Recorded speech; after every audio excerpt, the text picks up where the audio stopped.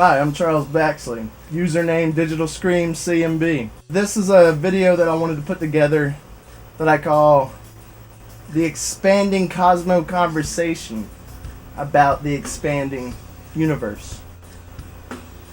And I love thinking about astronomy and stars and space because a probing mind never rests.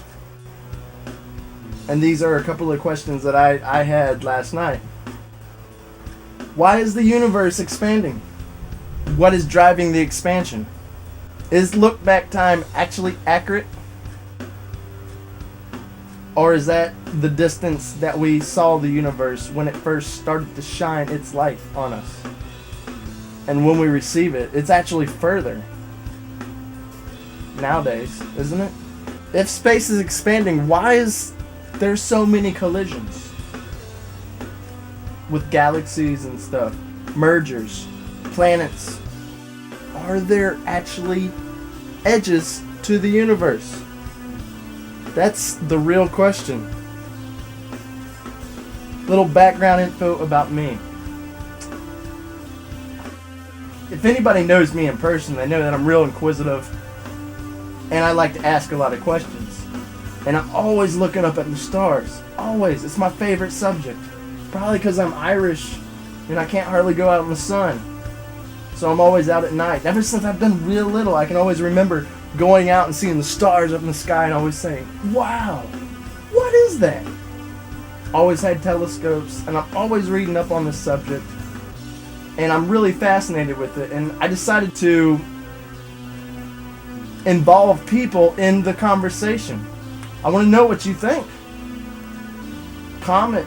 Leave a video, or just think about it. That's the real purpose of this. I just want people to get interested in this topic because it's incredibly fascinating.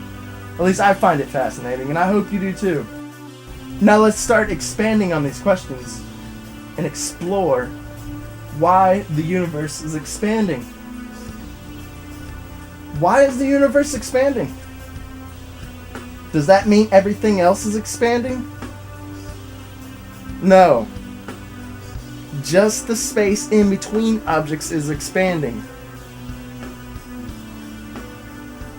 No masses are actually expanding. I'm not expanding. I may be getting fatter or bigger, but I'm not like expanding.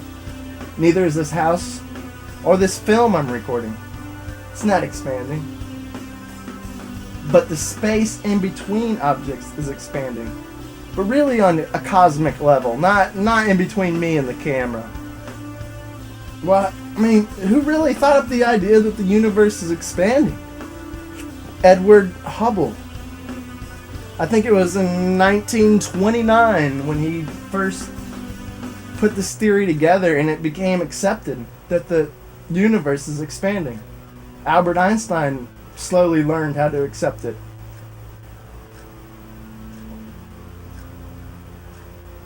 What is driving the expansion? At the beginning of the Big Bang, there was energy.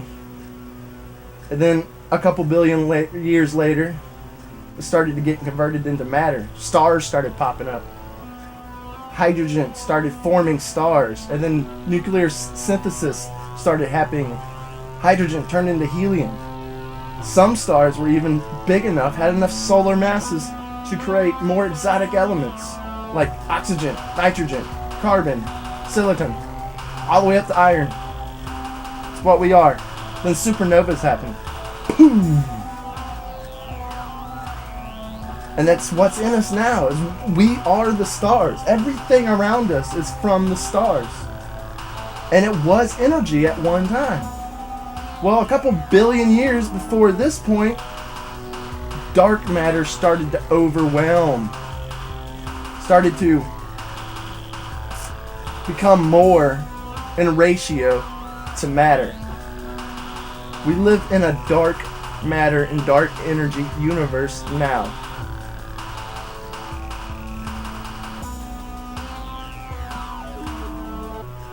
And dark energy is a major theory why space is expanded. Is look back time actually accurate? A galaxy 10 billion light years away first shined its light at us. And we receive it 10 billion years later. It was the distance it was when the light started traveling. But the space in between us and that galaxy is what expanded, not the light, not the energy. The light doesn't expand. It only travels through space, and space is what's expanding. So, that galaxy that we saw 10 billion years ago, at that point, that we see nowadays, it's not there. When we receive the light, it's actually further away. So is look back time actually accurate? I know they use a lot of Hubble's formulas to calculate the look back time, and I think it's for every megaparsec. It's 74 kilometers a second. But distance is proportional to the expansion, or expansion is proportional to distance. The further an object is away from us, the faster it expands. So an object 1 million parsec away is expanding at 74 kilometers a second. 2 megaparsecs away, it's expanding at 148 kilometers a second. Why is there collisions in space if space is expanding? Gravity is a major role in this, people believe. But galaxies merge or start to merge from very vast distances. I mean, very far away, they start to get attracted to each other. I don't think gravity is that strong. There has to be another reason. Wouldn't these objects that are coming closer to each other, wouldn't the space just expand till they're not actually getting any closer to each other? But yet, there's mergers with galaxies all the time. Some people even believe our spiral galaxy is a merger. I think the other cause is dark energy. Maybe dark matter congealing in between us in the voids creates the dark energy to push things closer to each other. Dark energy may be an anti-gravity, if you will. It's repulsive towards our matter, but attracted to its matter. Possibly. Because gravity is just way too weak. Now let me declare on that. Look at the moon and look at the earth. We are, 250,000 miles? I think it's 240,000 miles away from each other. That's pretty close, talking on a cosmic level. Yet, the moon doesn't get sucked into us. Matter of fact, the moon gets further away from us. 1.25 inches every year. That's proof that space is expanding. The main culprit of this is actually the circular momentum of the Earth. As it's spinning, it's throwing the moon a little bit further each time. When the moon was first created, it was closer. And our rotation was 17 hours a day. Now it's 24 hours a day. Think of an ice skater. When she pulls her arms in together, she spins faster. But as she pulls her arm or pushes her arms out, she spins a little bit slower. That's what's happening here. As the moon travels further and further, our days are going to get longer. But it takes millions and billions of years. You'll never, ever experience this effect. But we know the moon is actually getting further away from lasers pointing at reflective surfaces that we put on the moon. So there has to be another culprit, because gravity's not that strong, or else the moon would get sucked into us. Or why don't we get sucked into the sun? I mean, we're a lot closer than Andromeda and the Milky Way galaxy. I think it's 2,000 light years away. I think in between the filaments where the superclusters are congealing and coalescing together, that there's a certain void where the dark matter is cooling off and converting to another energy state. And it's turning into dark matter. And as that dark matter gains its mass, the dark energy has more effect on us. And it has more repulsion effect on us.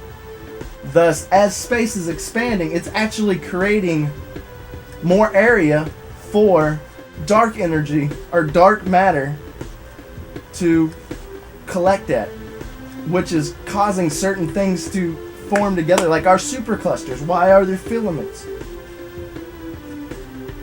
Maybe this is why there are collisions in space when the universe is actually expanding, because gravity is just too weak.